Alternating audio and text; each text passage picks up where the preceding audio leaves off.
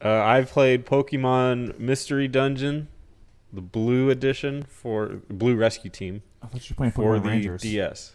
How mysterious. I thought you were Do going to do tell. Pokemon Rangers. In the park. Don't you like drawing circles? In the I didn't park. finish it, so for total disclaimer, it's pretty long. But obviously it's a Mystery Dungeon game. This is probably the introduction of Mystery Dungeon to a lot of people in America. On the Switch? Or just No, on the in DS. general? Oh, okay. No, is this one? I think this was a GBA one, but go ahead. No. He It came played- out for both. Yeah, Oh, yeah. okay.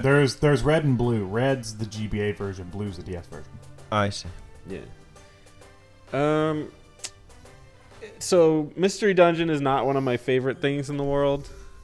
I guess it's a dungeon crawler where every move on a grid is considered like a timed turn, and so all other enemies and whatever else might be happening on that map is happening every time you move. It's all based on your movement. So in a way, like a lot of classic RPGs are that way, just in the coding, not in the actual execution of visual. So you get to move around like a dungeon, and the goal is to either go up or down in the dungeon. In this one, it just depends on if it's a mountain or if it's a cave. And you'll encounter other Pokemon or other enemies. In this game, it's Pokemon. Obviously, in other Mystery Dungeons, it could be whatever fits that brand.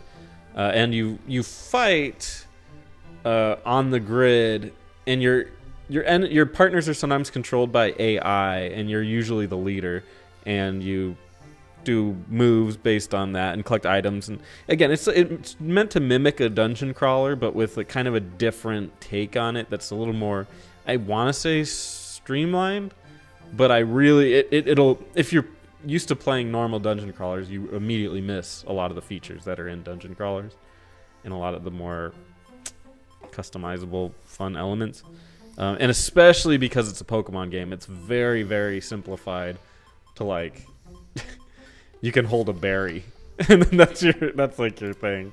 I mean, you can hold other stuff, but the fact is it's just very, very simplified, and you have the moves that are limited to like a Pokemon. You get to do a little questionnaire at the beginning, which gives you which Pokemon you are. You're a human, and you're turned into a Pokemon by magic, and then you're sent to rescue other Pokemon out of caves and stuff.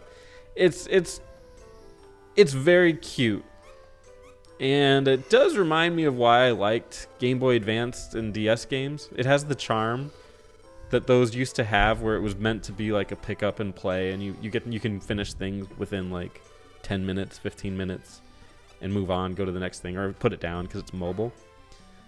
I admire that, and I admire that they tried to implement like a little story in there where there's other rescue teams and they're competing with you. And there's like Alakazam and Charizard and some newer Pokemon that I don't know. And they're just like the tough guys, and they're good. And then Gengar's team is trying to thwart you. It's very silly, but I appreciate that they tried to make it, a story that a kid could attach himself to. I have Mr. Dungeon Red, and I actually do really enjoy this game quite a bit too. I was a Bulbasaur. My partner's Bulbasaur. I think I'm a Mudkip. Nice. Okay, so I've played Mystery Dungeons at both ends of the spectrum. I've played the Pokemon ones like on 3DS, which were way too easy and streamlined, and then I played Sheeran, which is just absolutely brutal. As in, you have to start the whole damn game over again if you lose. Whoa. What was your level of engagement while playing through to get to where you are now? Like, were you like in it? Like you really felt engaged by the process and the combat and everything, or did you feel like you're kind of just like waddling along? I kind of felt like I was waddling along. Mostly, I mean, again, and this is, I think this game is probably for a younger audience than me. It's not really meant for a 32-year-old angry guy. So, like, as a kid, I'm sure the appeal of, like, saving Pokemon and having them join your team and getting more Pokemon to level up or whatever would be more engaging. Because, yeah, I mean, that's like the normal Pokemon game itself, too, is apparently like all the appeal is to collect them, which I don't give two shits about collecting Pokemon. I never did. Well, I did with Pokemon Red. So, again, I understand the kid appeal to that. It's just not there for me. I'm really, when I play an RPG like this, I want to customize and build my team how I want it to be, and it was annoying because I have a game called Etrian Mystery Dungeon on the 3DS, and that's the best Mystery Dungeon game I've ever played. And as I was playing, I was like, if I'm going to play Mystery Dungeon, I really just want to play that one. Yeah. But I was kind of felt like I was, because it was Pokemon, so just doing it for that reason. It's definitely not for more mature players. Yeah. They're gonna get bored very quickly, I think, with this. Coincidentally, I like that more than any Etrian Odyssey game I've ever played too. Etrian Mystery Dungeon. Yeah. Do you have interest? I love the normal Etrian Odyssey games. I'm obsessed with them. Okay. Sorry, I didn't interrupt. I thought you were done. I'm sorry, Spencer. It's okay. I'm sorry. Don't do it again. Okay. Do you have any interest in playing any other Mystery Dungeon titles? For example, I would recommend the Chocobo Mystery Dungeon. It's on Switch now. Is it good?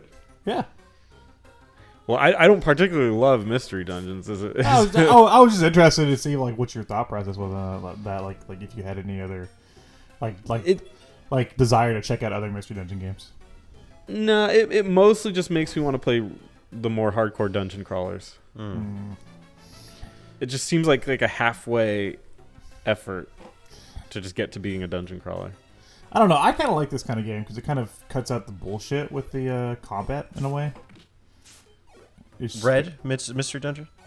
Well, just like Mystery Dungeons in general. Oh, okay.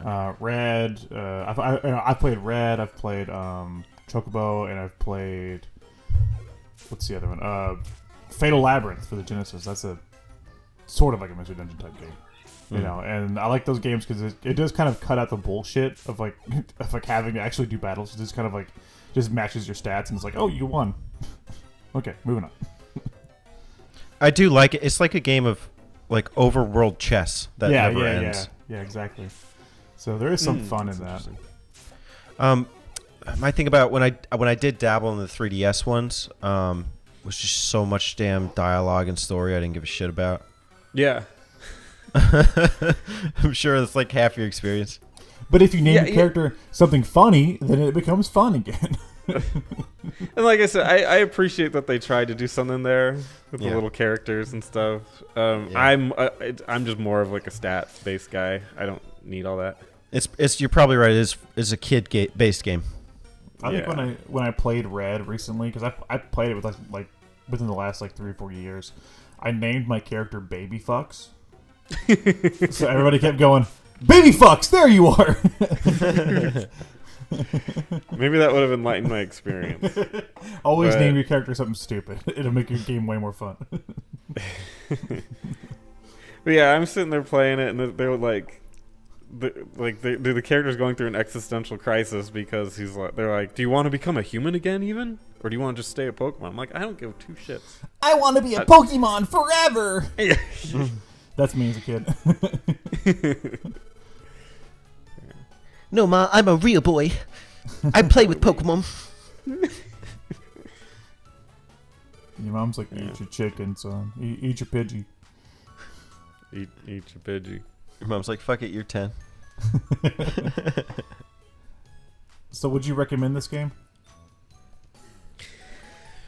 I probably would to a kid, or maybe play the Switch one. I think it's like a remastered version of this or something. Yeah, if you're a kid and you're into Pokemon, I think this would be a great immersive experience for you. If you're older, no, there's probably, if you like Mystery Dungeons, go for one of the more complex ones that's less about the story, and or just go for a dungeon crawler, in my opinion. Hey, we got to play Tornico's Mystery Saloon on the PS1. Okay. No, we got to play Sonic Mystery Hedgehog. Tornico from Dragon Quest 4. Yeah, I know that one. Didn't he get like 4 games? Yeah, isn't that like Miraculously. you're talking about Trunks, right? From Dragon Quest. No, that was from Came back Trunks, from and not the- from Dragon Quest. People mistake that often. Came It's back from actually the from future. Naruto. Came back from the future. Total. You know, like that Chrono Trigger. It was in the Shippuden arc. Naruto put on the wrong pair of trunks. Okay.